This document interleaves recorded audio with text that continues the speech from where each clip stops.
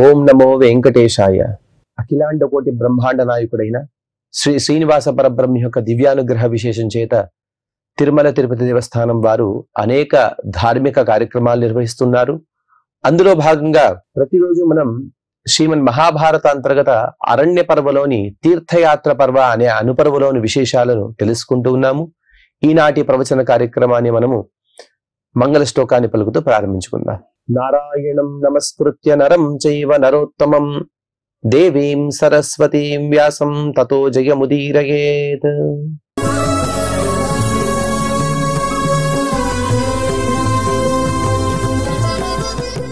పాండవులందరూ కూడా మహాబదరికాశ్రమంలో ఉండే సందర్భంలో ద్రౌపదీదేవి తను కోరిన కోరికకు అనుగుణంగా భీమసేనుడు తను సౌగంధికా పుష్పాలను తీసుకురావడానికి బయలుదేరిన వాడు కదలీషండం అనే గొప్ప అరణ్యానికి వచ్చాడు. అక్కడ ఆంజనేయ స్వామి వారు విశ్రాంతి తీసుకుంటున్నారు. ఆంజనేయ స్వామి వారు పరీక్షిస్తూ భీముడి గురించి కొన్ని మాటలు మాట్లాడారు. మనిషిగా పుట్టిన వాడివి మనుషులందరూ కూడా బుద్ధిజీవులుగా ఉంటారు. కానీ బుద్ధిజీవిగా ఉంటూ ఇటువంటి వరణ్యంలో ఇంత రోదన చేస్తూ అనగా ఇంత పెద్ద శబ్దాలను చేస్తూ వృక్షాలను జీస్తూ వస్తున్నావు కదా, ఎందుకు? బ్రూహి కస్త్వం కిమర్థం వా కిమితం వనమాగతః వర్జితం మానుషైర్భావైః తథైవ పురుషైరపి. నీవెవరు, అలాగే ఏ పనిపైన ఈ అరణ్యానికి వచ్చావు? ఈ అరణ్యంలో మానుష భావాలనేవి ఉండవు, అన్నీ కూడా జంతువులే ఉంటాయి. ఇంకా విద్యాధరులు, కిన్నరులు, దేవతలు, సిద్ధులు, సాధ్యులు వీరందరూ కూడా ఉంటారు. కానీ సామాన్య మనుషులు సంచరించే భూమి కాదిది. అటువంటి ప్రదేశానికి నీవెందుకు వచ్చావు? క్వచత్వయాద్య గంతవ్యం ప్రబ్రూహి పురుషర్షభ అతః పరమ గమ్యోయం పర్వత సుదుర్హారుహ.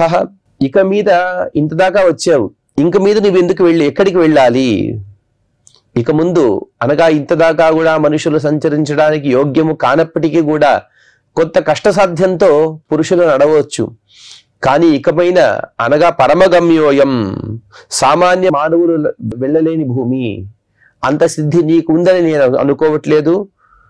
వినా సిద్ధిగతం వీర గతిరత్ర నవిద్యతే దేవలోకస్య మార్గోయం అగమ్యో మానుషై సదా.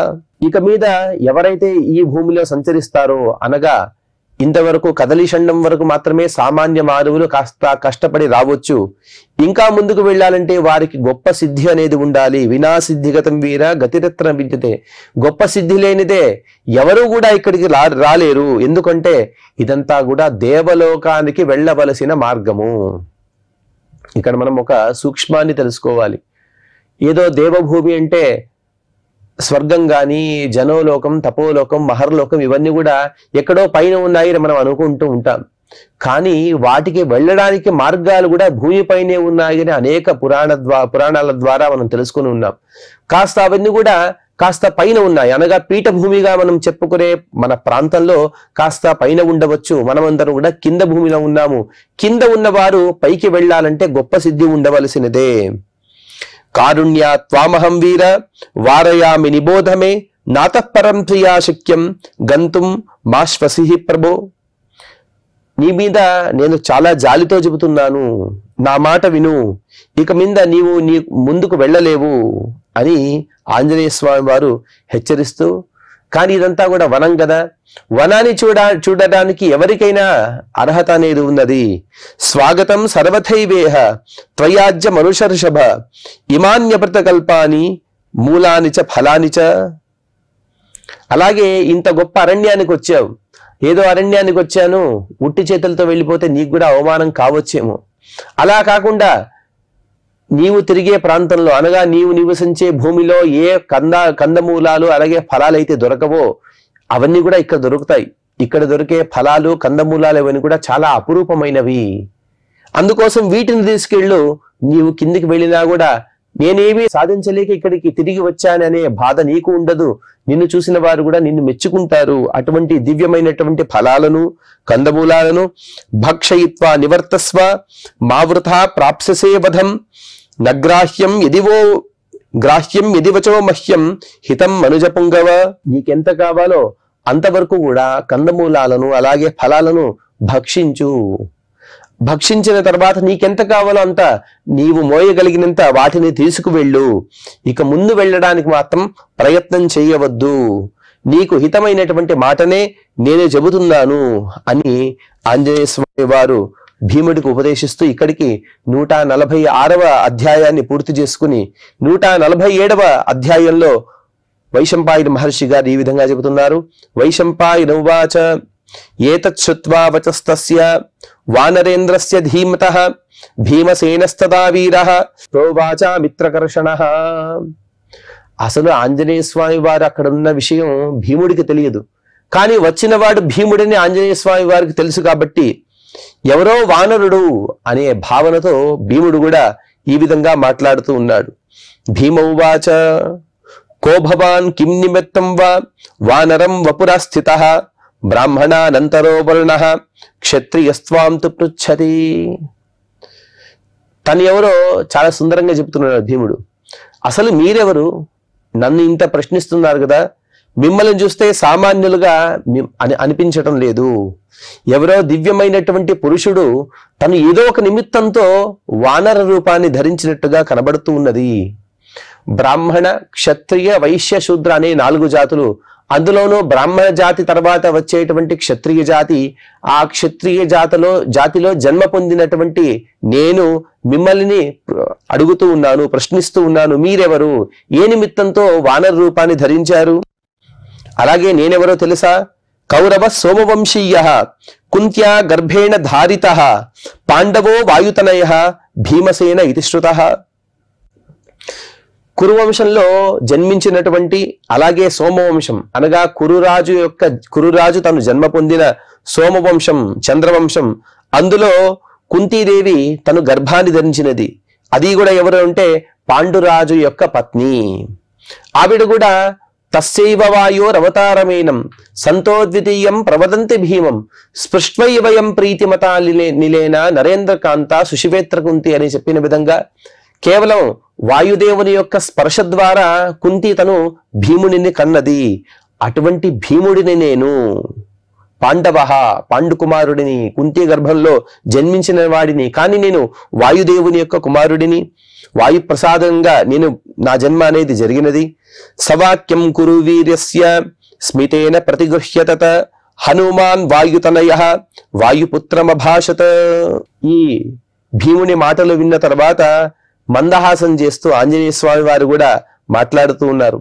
హనుమాను వాచ వానరోహం నతే మార్గం ప్రదాస్యామి యథేప్సితం సాధుగచ్చ నివర్తస్వ మాం త్వాం ప్రాప్స్యసి వైశసం.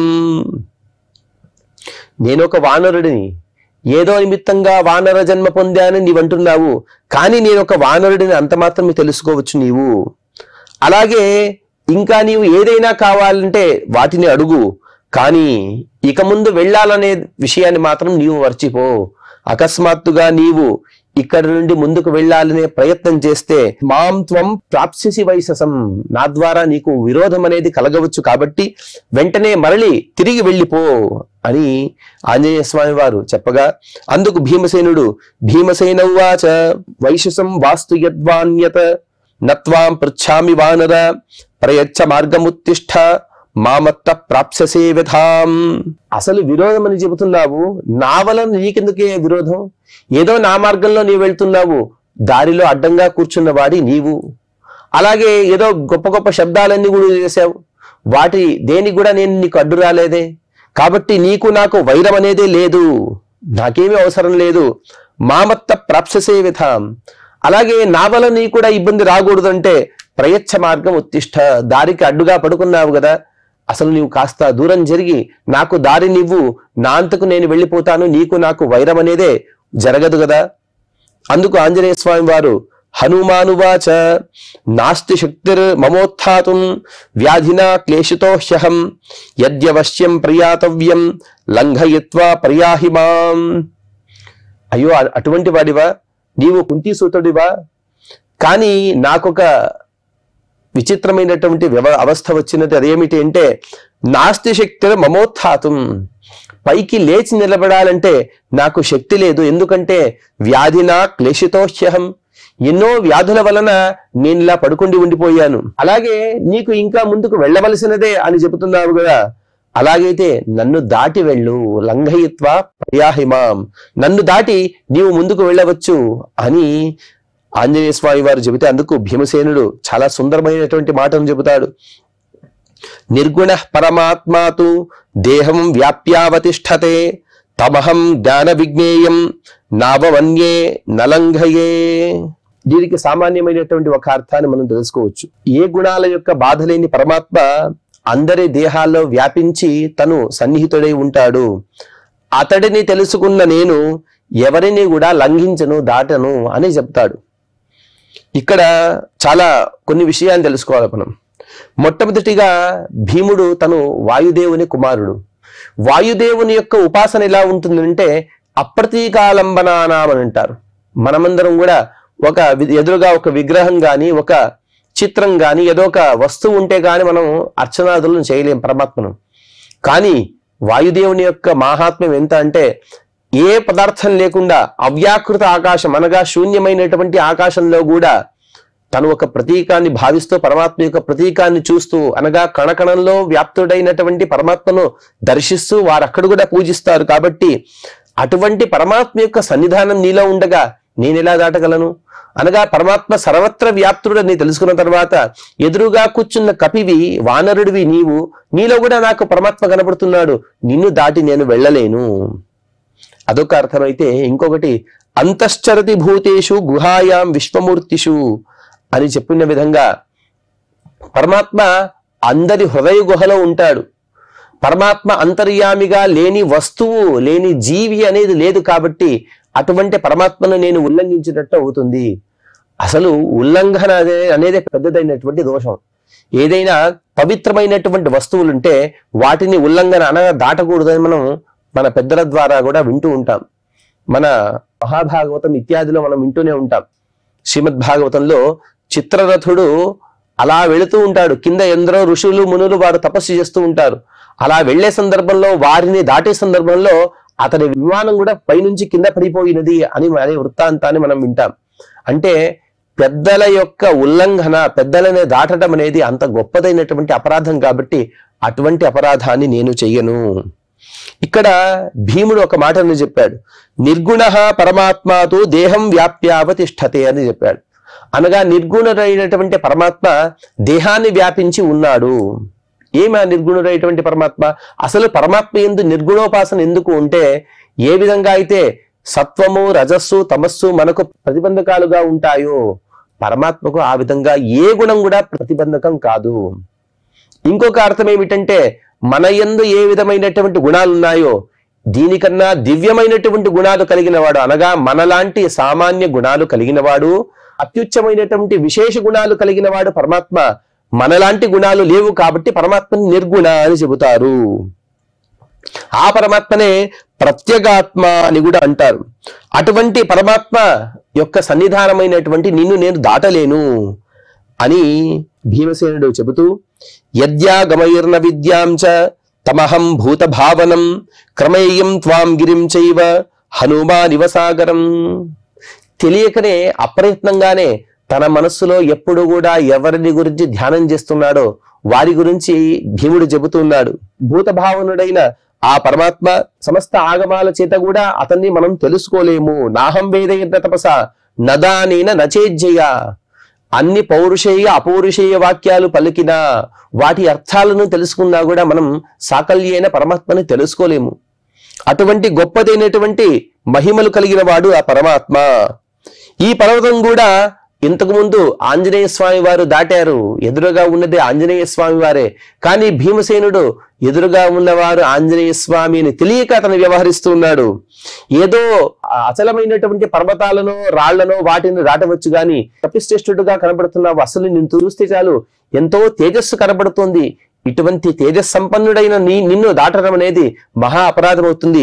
అందుకోసం నిన్ను నేను దాటను అని తను తెలియకనే ఆంజనేయ స్వామి వారి గురించి భీమసేనుడు చెప్పాడు. అందుకు ఆంజనేయ స్వామి వారు కూడా కాస్త విడంబన అనగా ఒక చిన్న నాటకంలాగా ఆడుతూ, హనుమాను వాచ ఖగేశ హనుమాన్ నామ సాగరో ఏన లంఘిత పృచ్ఛామి త్వాం నరశ్రేష్ఠ కథ్యతాం యది శక్యతే. ఏదో ఆంజనేయ స్వామి వారు అని అంటున్నావు, ఆంజనేయ స్వామి వారు ఏదో దాటారు, సాగరాన్ని దాటారని కూడా నీవు ఇంతదాకా చెప్పావు కదా. ఆంజనేయ స్వామి ఎవరు, అతను సాగరాన్ని దాటడం ఏమిటి అని అడగగా భీమసేనుడు తను సామాన్యంగా అనగా సంక్షేపంగా రామాయణం యొక్క వృత్తాంతాన్ని చెబుతున్నాడు. భీమౌవాచ భ్రాతా మమ గుణశ్లాఘ్యః బుద్ధి సత్వ బలాన్వితః రామాయణేతి విఖ్యాతః శ్రీమాన్ వానరపుంగవః. నా సోదరుడైన అనగా నాకన్నా పెద్దవాడైనటువంటి బుద్ధి సత్వము బలము అలాగే చక్కని గుణాలు కలిగినటువంటి రామాయణంలో అత్యంత విఖ్యాతిని పొందినటువంటి కాంతిమంతుడైన వానర శ్రేష్ఠుడే నా అన్నగారైనటువంటి ఆంజనేయ స్వామి వారు. రామపత్నీ కృతేయేన శతయోజన విస్తృతః సాగరః ప్లవగేంద్రేణ క్రమేణైకేన లంఘితః. శ్రీరాముని యొక్క పత్ని అయినటువంటి జానకీదేవి కోసం శతయోజన విస్తారమైనటువంటి సాగరాన్ని ఒకే ఒక గంతుతో దాటినటువంటి గొప్ప సామర్థ్యం కలిగిన వాడు నా అన్నగారైనటువంటి ఆంజనేయ స్వామి వారు. ఒక్క పాద విక్షేపం చాలు అలా పెద్ద గొప్పదైనటువంటి విస్తారం వైశాల్యాన్ని కలిగిన సాగరాన్ని అవలీలుగా దాటిన గొప్ప మాహాత్మ్యం అతనిది. సమే భ్రాత మహావీర్యః తుల్యోహం తస్య తేజస బలే పరాక్రమే యుద్ధే శక్తోహం తవ నిగ్రహే. అతను ఎవరనుకుంటున్నావు? నా అన్నగారు వారు. మహావీర్య, అతను గొప్ప పరాక్రమం కలిగిన వారు. కానీ నేనెవరో తెలుసా? తుల్యోహం తస్య తేజస, అతనికి సమానమైనటువంటి బలాన్ని కలిగిన వాడిని. బలమైన పరాక్రమమైన యుద్ధమైనా కూడా అన్నిటినీ కూడా నేను చాలా నేర్పరితనం కలిగిన వాడిని. ఆంజనేయ స్వామి వారి గురించి సుందరమైన ఒక శ్లోకాన్ని కూడా చెబుతారు. జ్ఞానే విరాగే హరిభక్తి భావే ధృతిస్తుతి ప్రాణ బలేషు యోగే బుద్ధౌచనాన్యో హనుమత్ సమానః పుమాన్ కదాచిత్ క్వచకశ్చనైవ. ఇతపూర్వం గాని తర్వాత గాని శ్రీరాముడి తర్వాత గొప్ప గుణాలు కలిగిన వారిలో ఎవరంటే అది ఆంజనేయ స్వామి వారు మాత్రమే అని చెప్పిన విధంగా అతనికి సమానమైనటువంటి బలం కూడా నాకు ఉన్నది అని భీముడు చెప్పుకుంటున్నాడు. ఉత్తిష్టదేహి మే మార్గం పశ్యమే చాద్య పౌరుషం మచ్చాశ్రమ కుర్వాణం త్వాం వానేష్యే యమక్షయం. వెంటనే నువ్వు ఇక్కడి నుంచి లేగి నాకు దారి నివ్వు, లేకపోతే నా పౌరుషం యొక్క ప్రభావాన్ని చూడవలసి వస్తున్నది. నా ప్రభావాన్ని చూస్తే నీవు బతికి ఉండవు, నిన్ను నేను సంహరిస్తాను అని చెప్పిన తర్వాత వైశంపాయన మహర్షి గారు చెబుతున్నారు. విఘ్నాయతం బలోన్మత్తం బాహువీర్యేణ దర్పితం హృదయేనావహస్యైనం హనుమాన్ వాక్యమబ్రవీత్. మంచి బలాన్ని కలిగిన అలాగే ఆ బలం చేత కాస్త ఉన్మాదాన్ని పొందినటువంటి ఆ భీముని యొక్క వాక్యాన్ని విన్న ఆంజనేయ స్వామి వారు హృదయేన ఆవహస్య, లోపలే కాస్త నవ్వుకుంటూ ఆ నవ్వుని బయట కనబడకుండా తను ఈ విధంగా మాట్లాడుతూ ఉన్నారు. హనుమానువాచ ప్రసీద నాస్తి మే శక్తి ఉత్థాతుం జరయా నఘ మమాను కంపయా త్వేతత పుచ్చముత్సార్య గమ్యత. అయ్యా, నీవంతా బల సంపన్నుడివా? నీ అన్నగారైనటువంటి ఆంజనేయ స్వామి వారితో సమానమైనటువంటి బలం కలిగిన వాడివి నాకు తెలియదయ్యా. అలాగే నా పైన అనుగ్రహించు, నన్ను అనుగ్రహించు. ఎందుకంటే నాకు ఉత్థాతుం నమే శక్తి, పైకి లేవడానికి నాకు శక్తి లేదు. కాబట్టి నీకు దారికి అడ్డంగా ఏదైతే నా తోక ఉన్నదో పుచ్చం ఉన్నదో దాన్ని కాస్త అలా జరిపి నీవు ముందుకు వెళ్ళవచ్చు అని ఆంజనేయ స్వామి వారు చెప్పారు. చెప్పిన తర్వాత వైశంపాయన మహర్షి గారు వైశంపాయనువాచ ఏవ ముక్తే హనుమత హీన వీర్య పరాక్రమం మనసా చింతయద్భీమః స్వబాహు బలదర్పితః. తన బాహుబలం చేత అత్యంత దర్పాన్ని పొందినటువంటి భీముడు ఈ విధంగా ఆంజనేయ స్వామి వారి మాటను విన్నవాడై, అందులోనూ కూడా హీన వీర్య పరాక్రమం, నాకు శక్తి లేదు, నాకు పరాక్రమం లేదు, నాకు చేత కావట్లేదు అన్న మాటలు విన్నవాడై మనసులో ఈ విధంగా ఆలోచిస్తూ ఉన్నాడు. ఎప్పుడైనా సరే ఎదురుగా విన్న వ్యక్తి తనను తాను కించపరుచుకుంటే వారితో మాట్లాడేవారు కాస్త ఆనందాన్ని పొందుతూ ఉంటారు. ఇక్కడ కూడా ఆంజనేయ స్వామి వారు నాకు శక్తి లేదు, నీవంతా బల సంపన్నుడివిని నాకు తెలియదయ్యా అని చెప్పేటప్పటికీ భీముడు కూడా తనకు గొప్ప బలం కలిగినది అన్న విధంగా దర్పాన్ని ప్రదర్శిస్తూ ఉన్నాడు. అలాగే పుచ్చే ప్రగుహ్య తరస హీన వీర్య పరాక్రమం సాలోక్యమంతకస్యైనం నయామ్యజ్ఞేహ వానరం. ఏదో కాస్త అలా తుచ్చ భావనతో వీడెవడు, నా ముందు వీడంతా అనే ఒక భావనతో తన ఎడమ చేతితో అతని పుచ్ఛాన్ని అనగా అతని తోకని పట్టుకున్నాడట. అసలు వీడికి వీర్యమైన పరాక్రమమైన ఆవగింజంతా కూడా లేదు కదా, వీడు నా ముందు ఎంత అనే ఒక భావనతో తను అతని తుచ్చ భావనతో చూస్తున్నాడు. సావగ్నమథవామేన స్వయం జగ్రాహ పాణిన నచాకషాలయితుం భీమః పుచ్చం మహాకపేహే. కాస్త అలా తుచ్చ భావనతో చూస్తూ కాస్త నవ్వుతూ, చిరునవ్వు ఎందుకు అంటే నీపైన నేనే గెలిచాను, నా మాటలకే నీవు భయపడిపోయావు అనే ఒక భావనతో నవ్వుతూ జగ్రాహ వామేన పాణిన తన ఎడమ చేతితో అతన్ని పుచ్ఛాన్ని కాస్త అలా తీసుకునే ప్రయత్నం చేశాడు. అసలు పుచ్చం అనగా అతని తోక అలా అడ్డుగా ఉంది కదా, దాన్ని జరపాలంటే దాన్ని ఎత్తాలి కదా. అలా ఎత్తబోయాడు, కానీ దాన్ని కదల్చడం కూడా అతని చేత కాలేదు. ఉచ్చిక్షేప పునర్దోభ్యాం ఇంద్రాయుధమివోత్సితం నోద్ధర్తుం అశకద్భీమః దౌర్భ్యామపి మహాబలః. ఇంద్రధనుస్సులాగా ప్రకాశించే ఇంద్రధనుస్సు ఏ విధంగా అయితే అలా పైకి లేచి ఉంటుందో అదే విధంగా అతని పుచ్చభాగం, ఆంజనేయ స్వామి వారి పుచ్చభాగం యొక్క చివరి భాగం కూడా అలా వంకరగా పైకి లేచి నిలబడి ఉన్నదట. అటువంటి కాంతి కలిగిన ఆ ఇంద్రధనుస్సు ఇలాంటి కాంతి కలిగిన అతని పుచ్ఛాన్ని ఎప్పుడైతే తన ఎడమ చేతిలో లేపలేకపోయాడో వెంటనే రెండు చేతులతో తను లేపబోయాడు. కానీ నోర్ధత్తుం అశకత్, ఆ పుచ్చ భాగాన్ని ఎత్తడం దూరం, అసలు దాన్ని కదల్చడం కూడా అతని చేత కాలేదు. ఉక్షిప్త భ్రూర్వివృత్తాక్షః సంహత భ్రూముకుటీముఖః స్విన్నగాత్రో భవద్భీమః నచోద్ధర్తుం శశాగతం. రెండు కనుల బొమ్మలు కూడా పైకెత్తాడు. ఎప్పుడు అలా మనం ఆచరిస్తూ ఉంటామంటే ఎప్పుడైతే మనం భయపడతామో రెండు కనుబొమ్మలను కాస్త అలా పైకెత్తూ ఉంటాం. భీముడు కూడా అలాగే అయిపోయాడు. రెండు కళ్ళు కూడా తిరుగుతున్నాయి భీముడికి. ఏదో పుచ్చం కదా అనే ఒక తుచ్చ భావనతో చూశాడు, కానీ అదే పుచ్ఛాన్ని అదే తోకని తను జరపలేకపోతున్నాడు. రెండు కళ్ళు కూడా తిరుగుతున్నాయి. శరీరం మొత్తం కూడా చెమటలతో తడిసిపోయింది. ఎంత ప్రయత్నించినా కూడా అసలు ఆ తోకను తను కదిలించలేకపోతున్నాడు. యత్నవా నపితు శ్రీమాన్ లాంగోలో ధరణోద్ధరః కపేః పార్శ్వగతో భీమః తస్థౌ ఫ్రీడితాననః. తను ఎంత ప్రయత్నించినా కూడా ఆ పుచ్ఛాన్ని తోకను ఎప్పుడైతే కదల్చలేకపోయాడో అప్పుడు కపేహే పార్శ్వగతః, ఇంతవరకు కూడా ఎదురుగా నిలబడి మాట్లాడాడు. కానీ కాస్త సిగ్గుతో వ్రీడా నతాననః అనగా కాస్త సిగ్గుతో, అయ్యో మీ ముందు ఇంత ప్రగల్భాలు పలికానే గాని మీ శక్తి ముందు నా శక్తి దేనికి పనికి రాదు అనే సిగ్గుతో సిగ్గు భావనతో ఆ కపికి అనగా ఆంజనేయ స్వామి వారికి ఎదురుగా నిలబడడానికి తన మర్యాద సరిపోక కాస్త దూరంగా వెళ్లి పక్కగా నిలబడ్డాడు. తల వంచుకుని నిలబడిపోయాడు. తర్వాత పడిపత్యచ కౌంతేయః ప్రాంజలిర్వాక్యమబ్రవీత్ ప్రసీద కపిశార్దూల దురుక్తం క్షమ్యతాం మమ. సాష్టాంగ నమస్కారం చేసేశాడు. మీ గురించి నేను ఏమో అనుకున్నాను కానీ మీ ముందు నేను దేనికి సరిపోను అని రెండు చేతులు జోడించిన వాడి తను ప్రసీద, నన్ను అనుగ్రహించండి, మీరెవరో సామాన్యులు కారు, నేను ఏదైనా తప్పుగా మాట్లాడి ఉంటే ఆ తప్పులన్నీ కూడా క్షమించండి. మీరెవరో తెలుసా? సిద్ధోవా యదివా దేవః గంధర్వో వాథ గుహ్యకః పృష్టస్సన్ కామయా బ్రూహి కస్త్వం వానర రూపధృక. మీరెవరైనా సిద్ధ పురుషులా, లేకపోతే దేవతలే వానర రూపంలో తిరుగుతూ ఉన్నారా? గంధర్వులా, లేకపోతే గుహ్యకులా?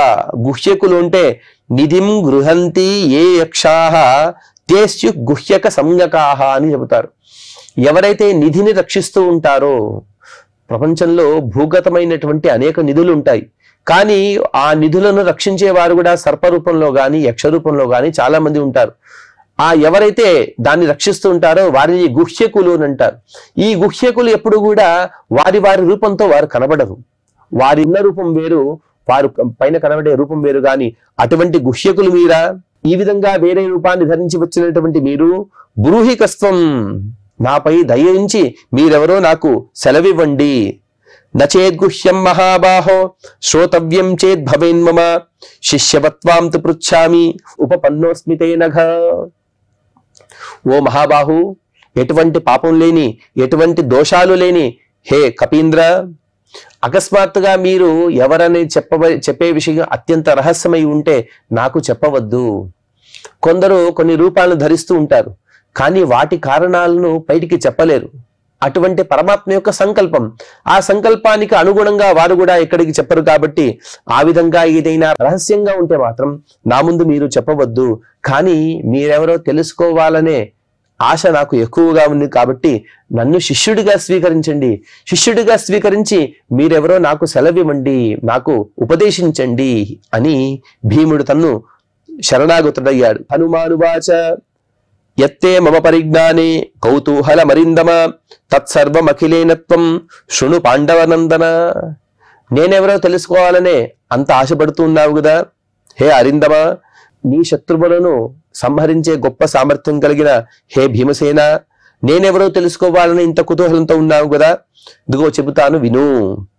అహం కేసరిణః క్షేత్రే వాయునా జగదాయునా జాతః కమలపత్రాక్ష హనుమాన్ నామ వానరః. నేనెవరో తెలుసా?